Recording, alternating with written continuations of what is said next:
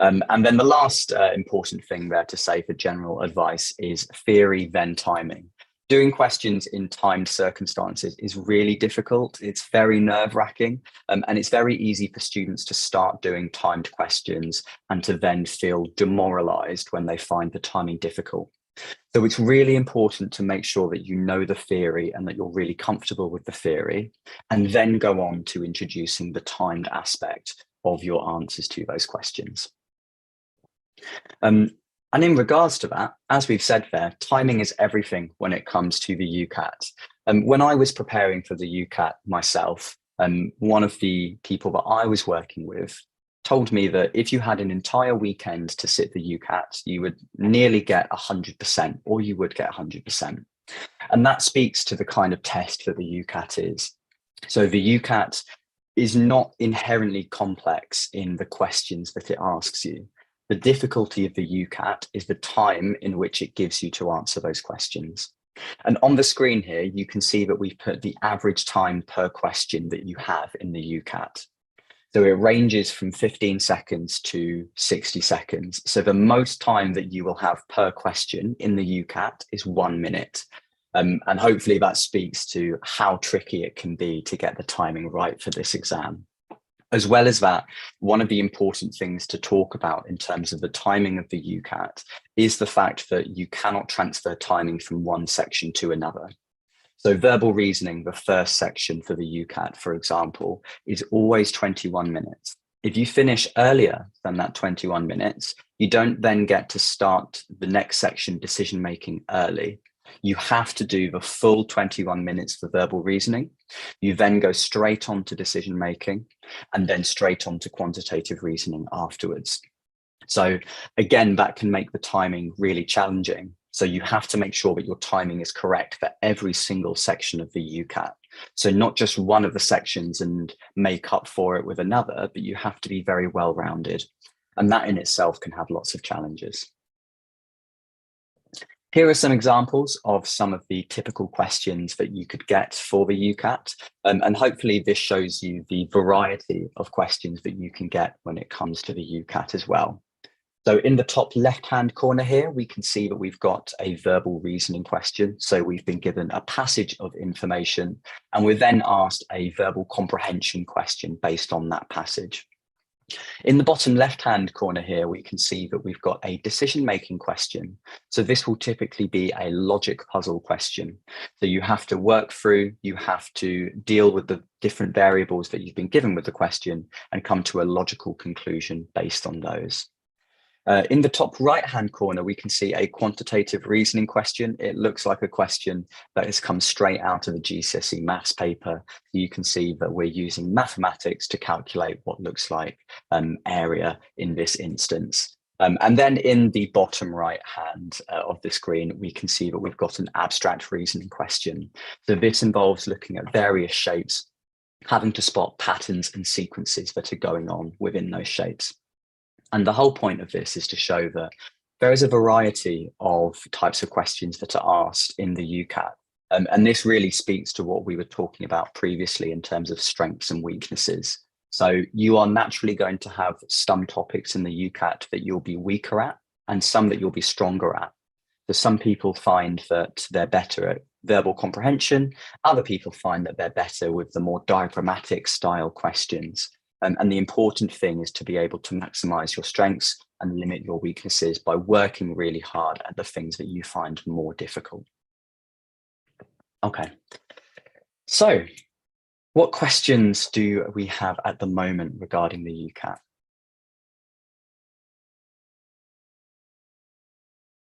So is the UCAT hard? The UCAT is a difficult exam. One of the main aspects of the UCAT that makes it challenging is the fact that it's so different to the way that you have been tested previously. So we saw there abstract reasoning, for example, asks you about pattern recognition and sequence processing. And that's not really a style of question that you're typically asked about, either at GCSE or at A-level, or indeed on other types of qualifications. So as a result of that, it is a quite difficult test to get used to, but it is a test that you can get used to over time, which is why we recommend starting a bit earlier so that you can be more comfortable. Should we brush up on GCSE knowledge? Not particularly. So GCSE maths can come into play when it comes to the quantitative reasoning section. Aside from that, you are not tested directly on any content in the UCAT. It's instead a test of aptitude. So it's about understanding the way that they will ask you questions rather than what they're asking you questions about. The benchmark result for looking to get into dentistry and medicine is really interesting. In general, what we've typically recommended previously is to get an average of 700 in the first 4 sections of the UCAT. And a little bit later on, we'll talk about the scoring of the UCAT itself. So that's previously been quite a good benchmark for getting in. However, we are seeing that the UCAT scores required by universities is increasing every year. The number of people sitting the UCAT and applying to medicine is only increasing. I believe in the previous year, there were around 5,000 more applicants than they'd had the year before that. So it is getting more competitive. And so because of that, you want to try and get obviously the largest score that you can possibly get. But an average of around 700 in the first 4 sections tends to be a quite strong score when it comes to your application. And we'll be talking about some of the courses that we can offer in terms of that a little bit later on. We'll discuss other ways that we can revise for it as well. Excellent.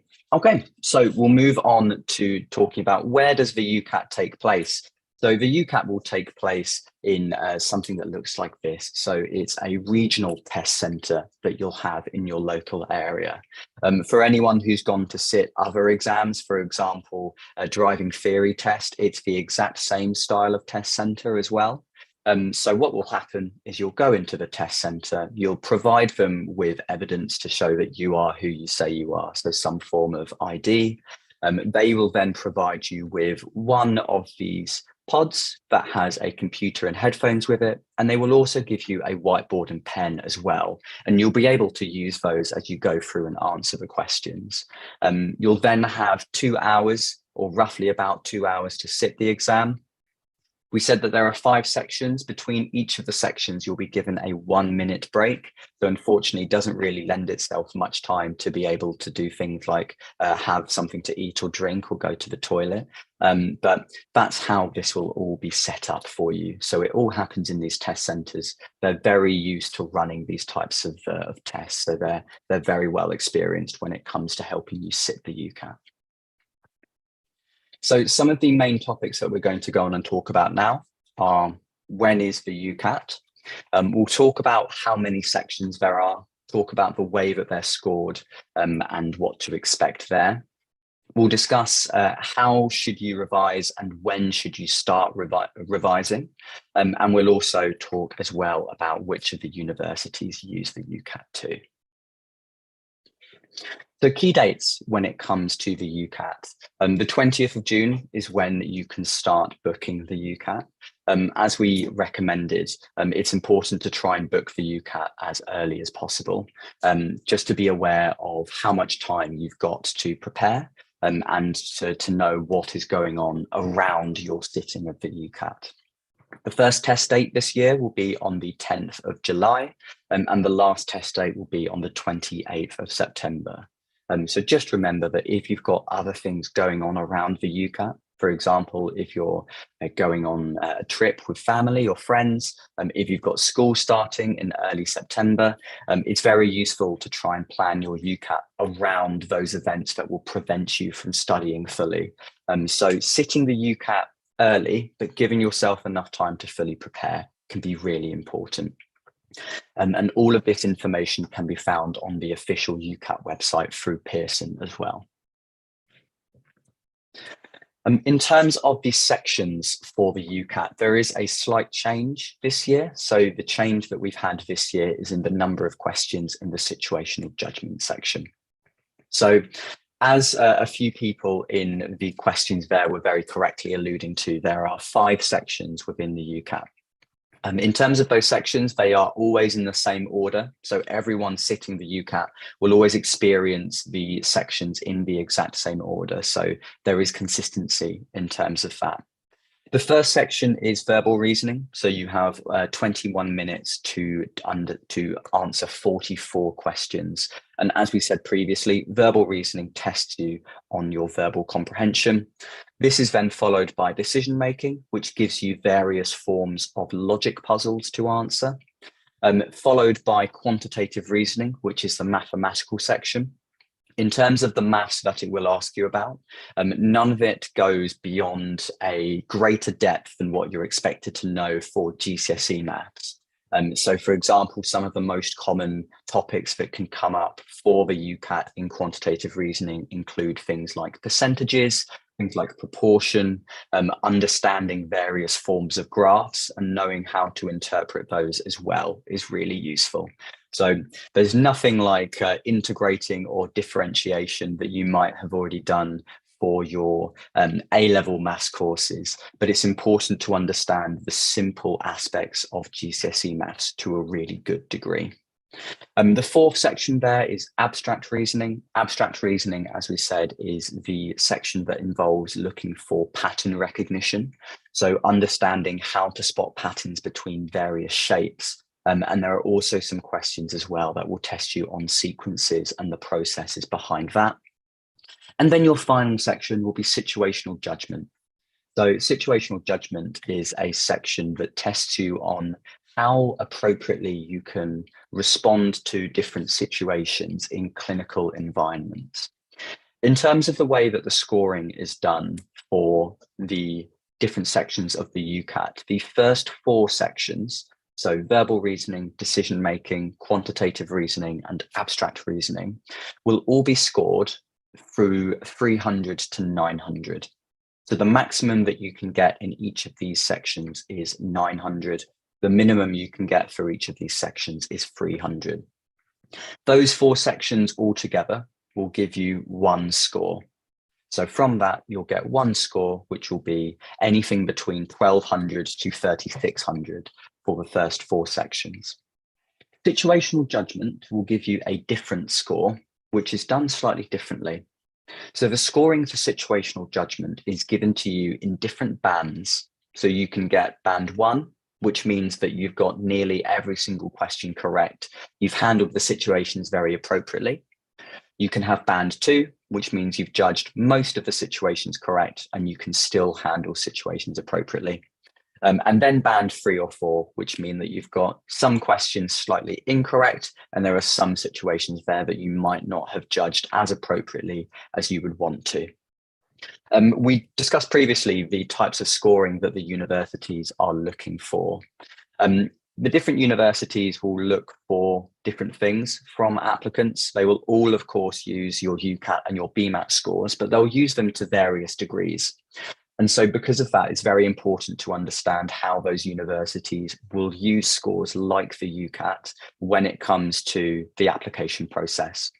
Some universities will give your UCAT score a very direct score itself when it comes to giving you an interview. So for example, Leicester have a scoring system that they use for your UCAT results. And that will be part of how they decide whether to give you an interview or not.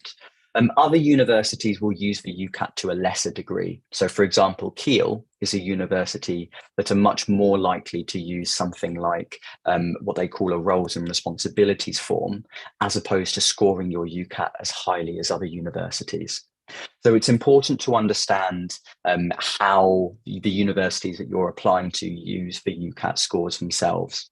You can find our comparison tool on the MedicMind website, which can be a really helpful way of understanding that.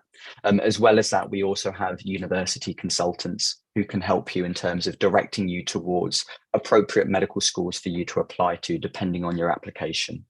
But in general, we spoke earlier about this average of 700 between the first 4 sections. So we said that they're scored between 300 and 900. getting an average of 700 between them, so getting a total score of around 2,800 can be a really good way of getting a good score. And previously, that's been quite a competitive score when it comes to your applications. When it comes to situational judgment, we found that obviously a lot of the universities would prefer you to have a band 1 scoring in terms of that. But most universities will be happy to accept band 2 as well. 50% of people who sat the UCAT last year achieved a band 2. So it's the most common scoring, and that will not hold you back when it comes to applying to these universities. But as we said, it's very important to understand how the universities that you're applying to view the UCAT in terms of the scores and especially the average score from the first 4 sections is typically what they look at the most. Okay. In terms of how long it takes to prepare for the UCAT, this is something that varies between different people. And so because of that, it's important to give yourself enough time to be fully comfortable with the exam and the types of questions that the exam will ask for you. That's why we recommended at the start of this session to start preparing for the UCAT as early as possible. Doing a small amount each day can be really beneficial in terms of having that long-term preparation and making sure that you're fully comfortable with all of the types of questions by the time that you have your exam. As well as that, we've also mentioned making that transition from just revising the theory to introducing timed questions into your practice.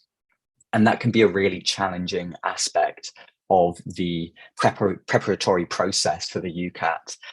As a result of that, you also want to give yourself enough time fully to integrate into timed questions. So for example, verbal reasoning is a section where you have roughly about 30 seconds per question.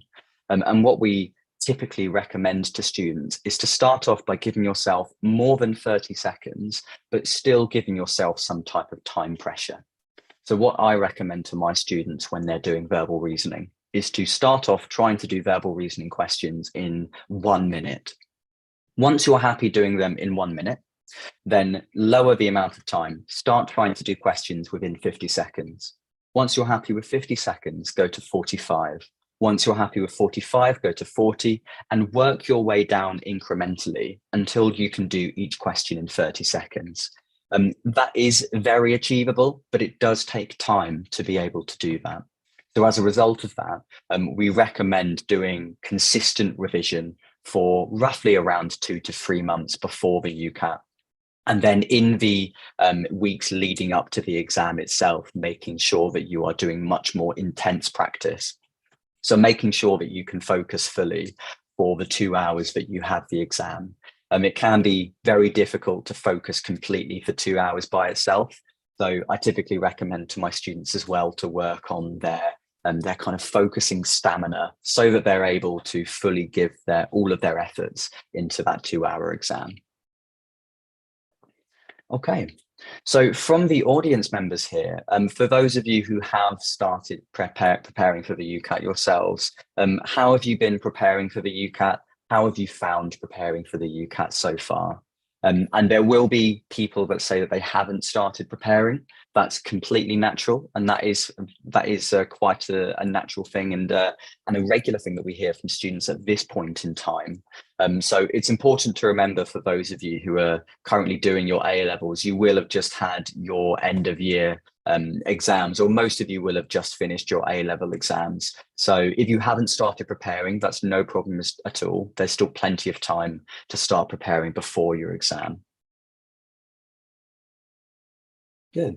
So what we can see so far is that quite a few people are starting off slowly with some practice questions. You're using various resources like books and videos, trying to come to our sessions to learn how to prepare, which is really useful. Doing a mixture of timed and untimed questions, which is great. Brilliant.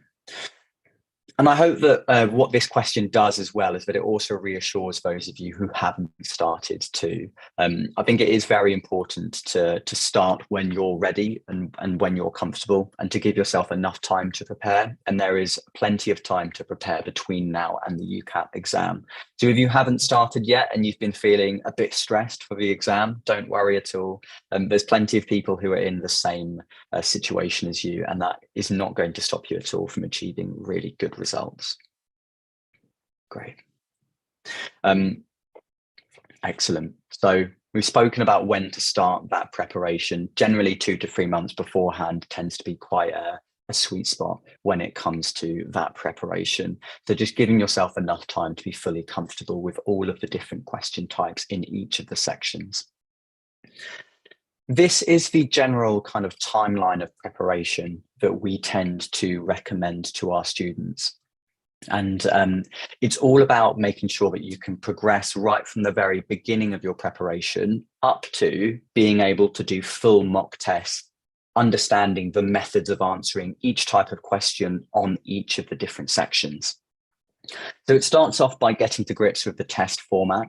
So you want to make sure that you understand how much time have you got per question, how many sections are there, what are the different types of questions that you can get for each of the sections.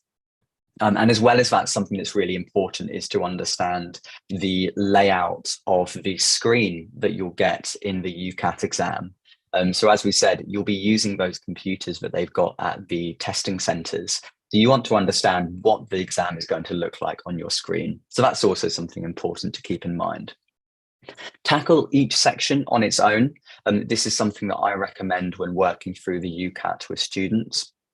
I've found when I've been working with students previously that if you dot around from section to section, sometimes you can often forget small details between each of the different sections. And that can make it quite difficult when you're then revisiting the first section you went over, for example, because you then have to refamiliarize yourself with the content completely.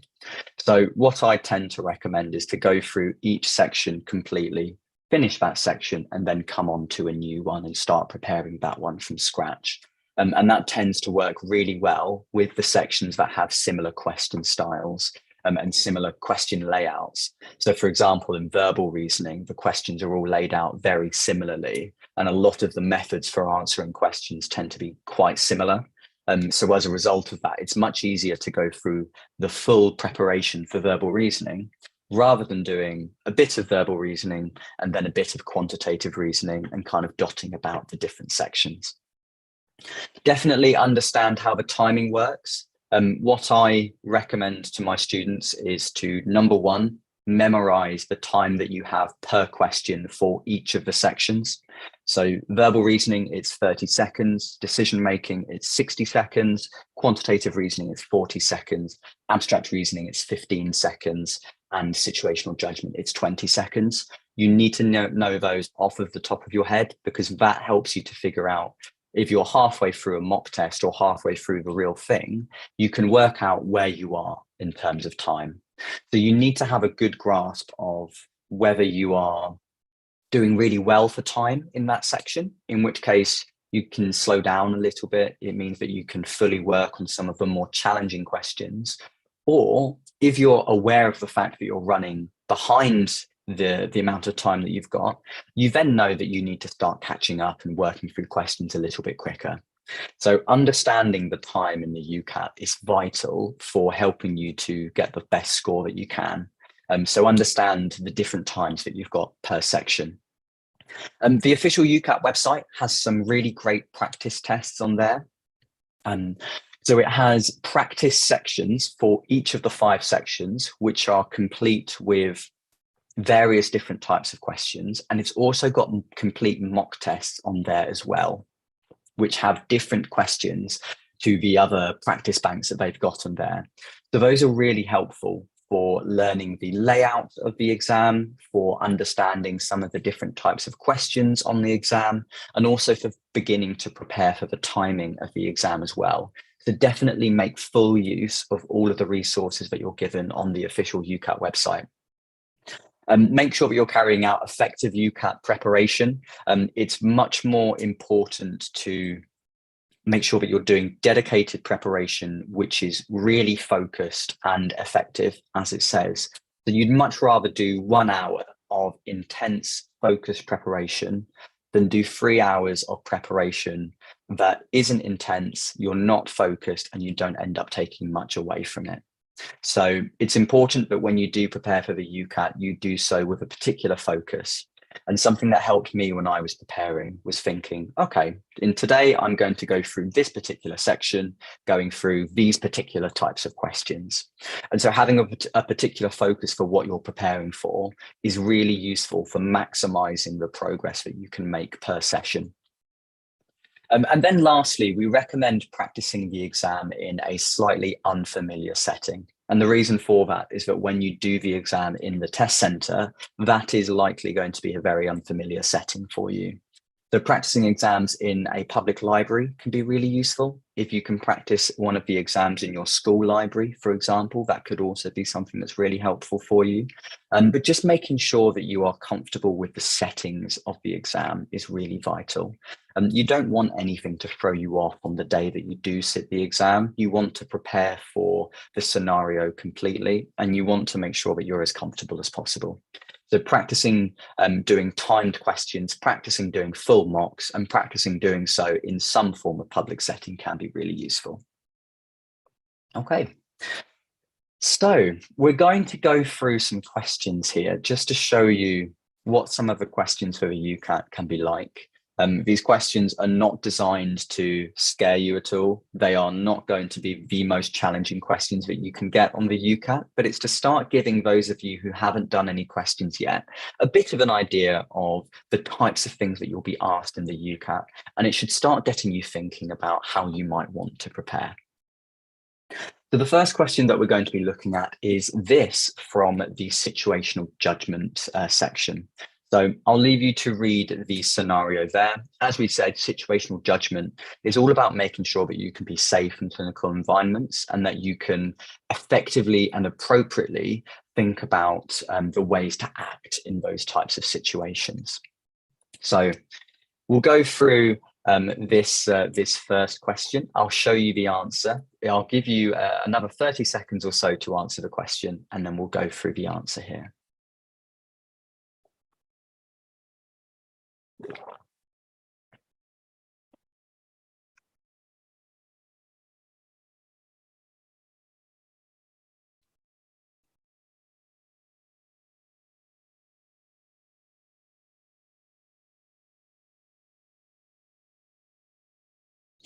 Okay, excellent. So we'll briefly discuss this question. So this was a question all about a medical student potentially assisting on a procedure and how they should respond to the doctor encouraging them to take part in the procedure. In this case, the medical student has said that they don't have the skill to perform this procedure, so they don't think it's appropriate for them to carry it out. And this would be and I'll leave you to think about what you would say in terms of how appropriate this would be.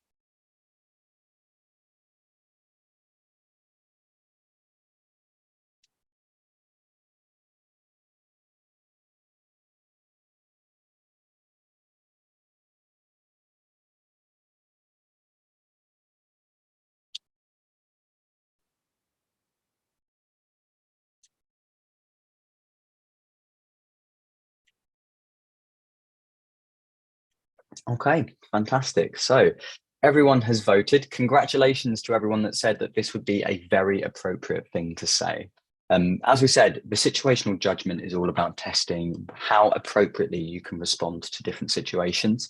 In this case, the reason why this is very appropriate for the student to say is that they have sensitively and professionally explained the fact that they are not comfortable taking part in this procedure because they are not suitably experienced enough to take part. It's very important, whether you're a medical student or even a doctor yourself, to admit when you don't have enough experience to take part in a procedure, particularly when making a mistake in that instance would have an effect on patient safety. So patient safety is one of the most important things to consider when you go through situational judgment questions, because as the General Medical Council indicates, every action and every decision that you make should be with a patient's safety in mind. So in this case, the student is thinking about patient safety. They've realized it's better for them to not take part in the procedure, and they've professionally communicated that to the doctor, hence why this would be a very appropriate thing for that student to say.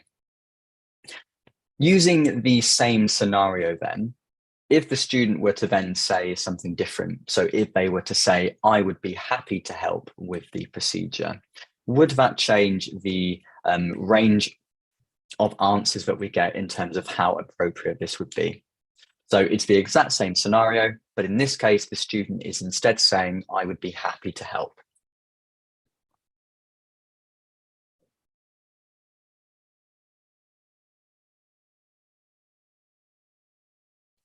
Okay, I'll leave you to answer that one. And then again, we'll discuss the answer there.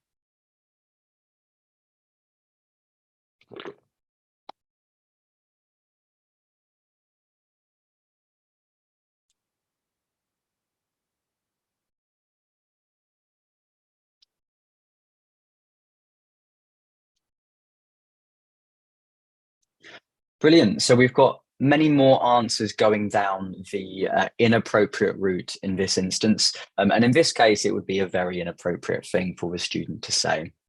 Again, it all boils down to patient safety. So the student in this instance, yes, they've got the theoretical knowledge to take part in that procedure, but they don't have the experience involved. And as a result of that, any mistake that they might make, and they are likely to make a mistake because of not having that experience, could have a large effect on the patient's safety and the patient's quality of life following that procedure.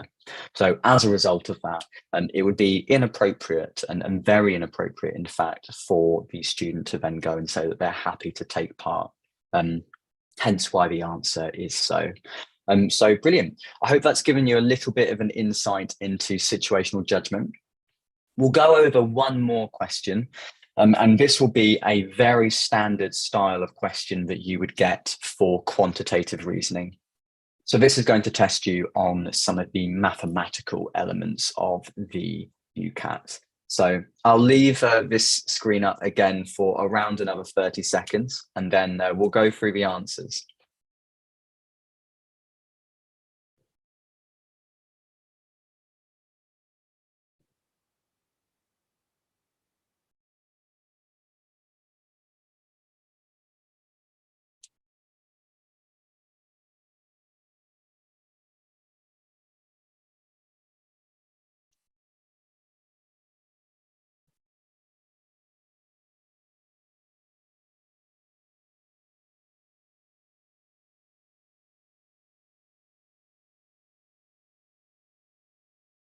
Okay, excellent.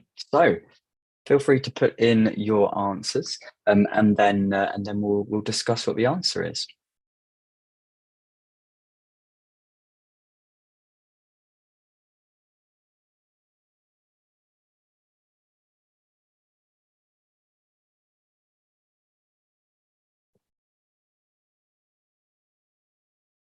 Brilliant. So congratulations to the 53 of you who said chalk bar. You were absolutely correct in saying that.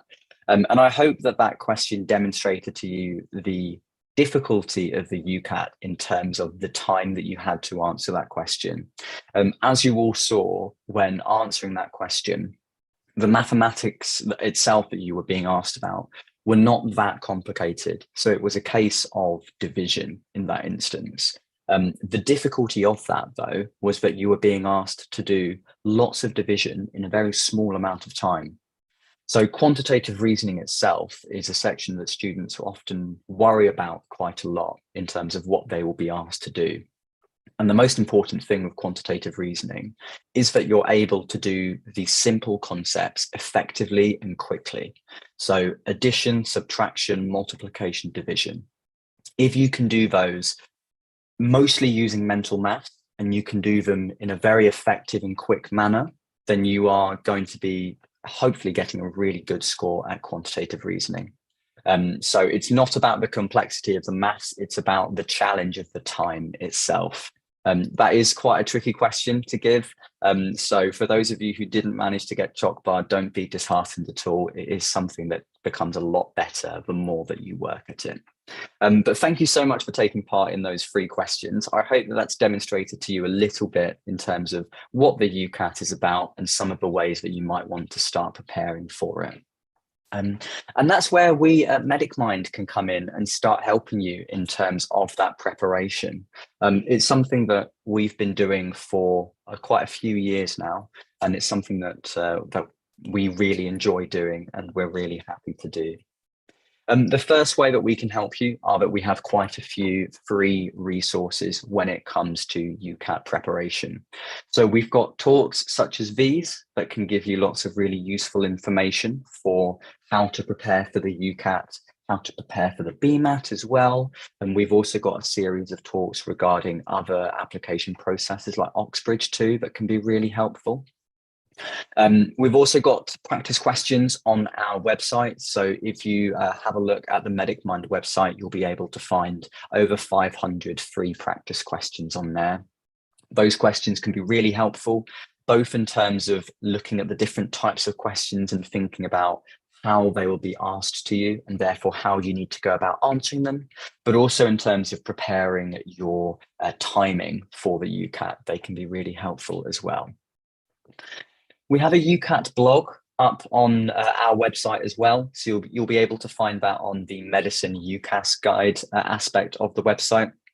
And that can be really useful in terms of giving you lots of helpful tips, for applying for the UCAT, for preparing in terms of improving your timing, for example, for the different styles of questions you can get on the sections. It's a really useful read. So I would definitely recommend going on there and having a look at the blog. And then we've also got our YouTube channel as well, which I think a few of you mentioned previously, having a look at YouTube videos on the UCAT. I would highly recommend that. I think that the videos we've got on our YouTube channel are very useful, firstly, when it comes to preparing for the UCAT. As well as that, they are very digestible when it comes to gathering the information. So the main aim of those videos is to give you lots of useful information in a short amount of time.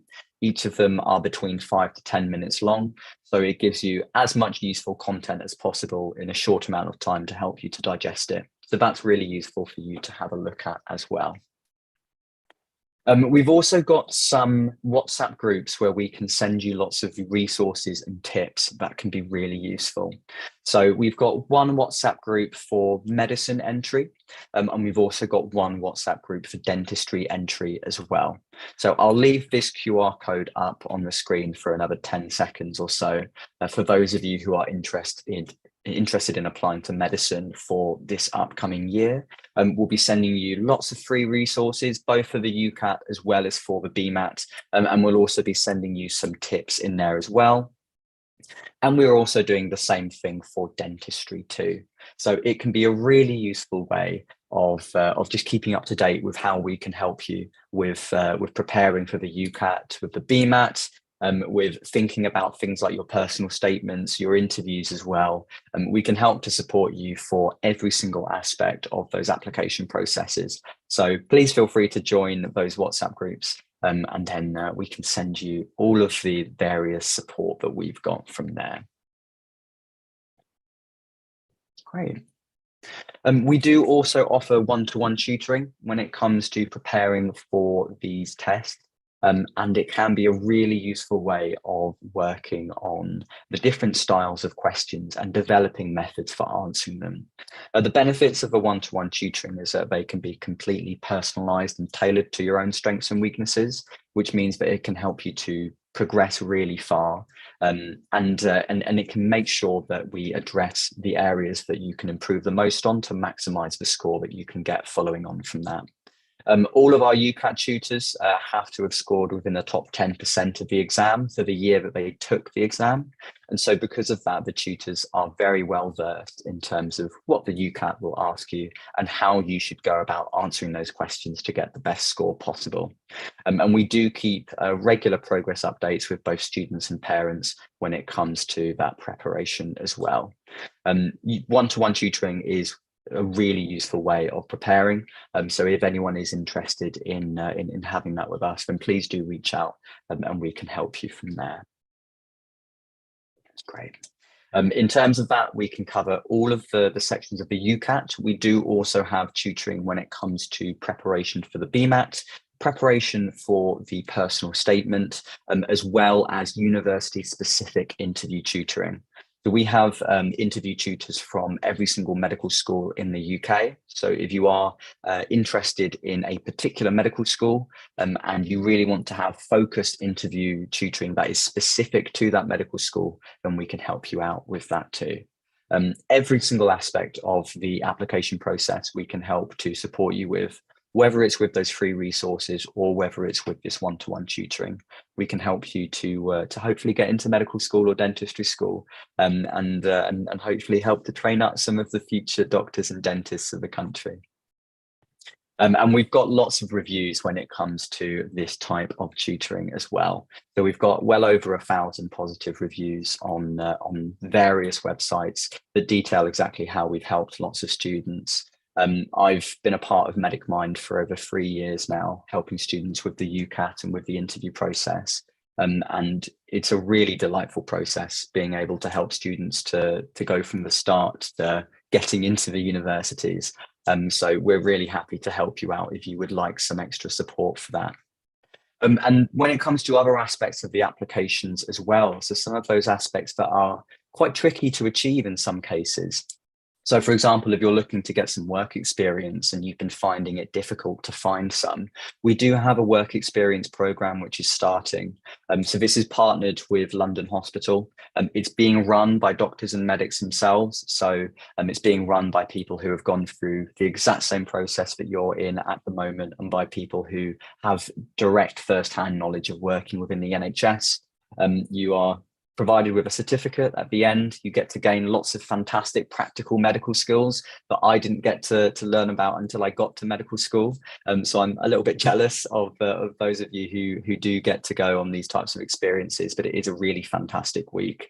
And we've partnered with the NHS and over 30 schools when it comes to preparing programs like these. So it comes highly recommended. Excellent. And we've also got the same thing for dentistry as well. So we're not forgetting about you dentistry applicants as well. So again, it gives you a really useful week of experience that you can then go and talk about in your personal statements. You can talk about in terms of your interviews as well. And you get to view all types of useful interactions and areas of knowledge in a practical setting that you can then put to use later on for your application. If you'd like to find out any more for those topics that we've just discussed, so any of our resources, any of the one-to-one tutoring, or for our work experience course as well, you can find the details for all of those on our website. So that's www.medicmind.co.uk, and you'll be able to find all of those from there. Excellent. So for the remaining around 5 to 6 minutes or so, we'll just go through some of the other questions that we've been asked on here as well, just to see if there's anything that we haven't covered. In terms of what is an outstanding score, we've mentioned that an average of 700 tends to be a strong score. Outstanding scores, of course, will be anything that goes above that. However, as we said previously, the way that the different universities will score the UCAT varies. So an outstanding score for one university might be different for an outstanding score for another university. So that's just something to keep in mind. So have a look at our university comparison tool, have a look at our university consultant as well, just to gain an idea of what an outstanding score might be for the universities that you're interested in. There is no pass mark when it comes to the UCAT. As we said, some unis will have cut-off marks when it comes to the UCAT applications. That cut-off mark varies in different years. So in previous years, some universities have had cut-offs around 2,500. Other universities will have higher cut-off marks. So as a result of that, again, it's important to maximize your chances of getting a good UCAT score. And it's also important to be aware of what UCAT score the university you're looking for might be interested in. In terms of the best way to manage time during the UCAT, having a really good strategy for the UCAT is very important. So there is a topic called flagging on the UCAT, which is really useful. So flagging is where you can click, as it would describe, a small flag in the corner. And that then allows you to see that question again when you finish the rest of the questions in that section. And it's a really useful way of coming back to a question that you previously found difficult.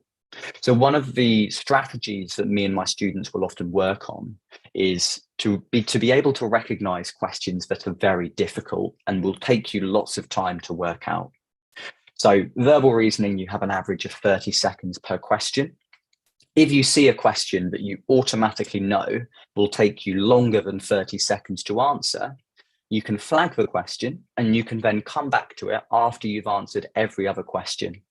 And what that does is it maximizes your chance of having good answers for every question in that section, which maximizes your chance of getting a good score. We do have some YouTube videos on the flagging function, so please do go and look those up. It's an excellent strategy to use to maximize and manage the time that you spend per section. As well as that, one of the most important things to be able to do is to understand which questions you find the most difficult and to work on those thoroughly. So that's very important as well. In terms of only one test per cycle, what that means is that you can only sit the UCAT once and have that score be valid. So otherwise, what that would mean is that people would be able to sit the UCAT as many times as they want between July and September, and then submit the score that they are happy with. What having only one test per cycle means is that you can only sit the UCAT once between July and September, and that's the only score that will count towards your application. If you get a score that you're not happy with, you can, of course, then go and sit the BMAT and you can apply to BMAT universities. But then if you want to reapply, you will then have to resit the UCAT in the following July to September. You'd have to resit the UCAT again between July and September of 2024. How many hours and how often is advised for preparation? I think it's important to avoid burning out when you're preparing as well. So starting off, I think 30 minutes per day is quite reasonable. You slowly ease yourself into preparation. Once you're really comfortable with 30 minutes, go up to an hour per day, and then kind of making sure that you scale it up. I think when you have a few weeks to go until the exam, you should be doing quite intense revision. So potentially up to 4 to 6 hours per day, depending on how long you've been working for before that. But it's really important to not be doing multiple hours per day for multiple months on end. That's a very easy way to burn out in terms of the UCAT. And from there, you run the risk of burning out and then not doing any work directly before the exam, which can be quite harmful. So it's important to manage yourself appropriately. In terms of the results of the UCAT, this is an excellent question for discussing that. The results of the UCAT are given to you around 15 minutes following the exam. So it's really useful because you get the results almost instantly. What will happen is you'll finish sitting the exam. You will then be shown to the front of the test center. They'll print off a paper for you, and that paper will have on it all of the results for each of the sections, as well as the band that you get for situational judgment. So it can be a bit tricky to tell what band you're in between your preparation, particularly if you're using something like a paper resource to revise. But when you're sitting the actual exam, you will find out very quickly what your result is and what your banding is. And that can be really helpful when it comes to deciding which universities to apply to. Excellent. So we're coming to the end of this talk. Apologies for those of you who didn't manage to get round to your questions, but I hope that the previous answers were also useful for you as well. If you would like to, and if you're able to, please do leave us a review about what you thought about the webinar today. Leaving us your reviews, finding out what we've done well, and if there's anything that we could have done better is a really useful way of making sure that we can make this as useful for you as possible.